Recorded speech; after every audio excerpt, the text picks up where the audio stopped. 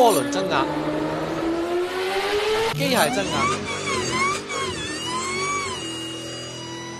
呢兩隻壓到底有咩唔同呢？首先，渦輪增壓嘅原理就係利用發動機排出嘅廢氣嚟驅動渦輪，從而帶動進氣端嘅熱片旋轉，壓縮空氣，再經過中冷氣降低被壓縮過嘅空氣溫度，重新被灌入發動機，帶嚟更高密度、更多嘅進氣量。咁有咩好處呢？好處就係提升咗動力嘅同時，又降低咗排放同油耗啊，可謂係一舉兩得。不過渦輪有兩個缺點，第一就係只能夠喺發動機高轉速嘅時候先能夠發揮到作用，而且新鮮空氣從進入發動機參與燃燒，再到排出廢氣驅動渦輪，呢個過程係需要一定時間嘅。而呢個時候就會出現我哋所講嘅渦輪遲滯。好多人為咗解決呢個問題，就會去踩一個叫偏時點火嘅程序嚟消除呢個渦輪遲滯。如果大家對呢個偏時點火感興趣嘅話，記得關注一下我，下期帶你了解。第二，工作溫度相比於同排量嘅自級車嚟講要高唔少，會導致各個零部件更加容易損壞，變相增加咗你個荷包負擔啊！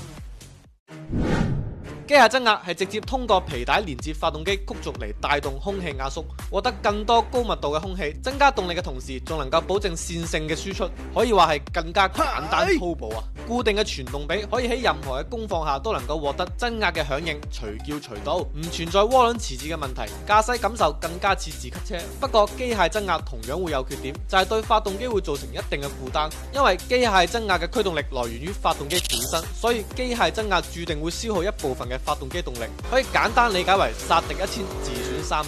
所以機械增壓一般只會出現喺大排量嘅車身上，因為血夠厚啊嘛。大家仲有咩補充？記得喺評論區留言喎。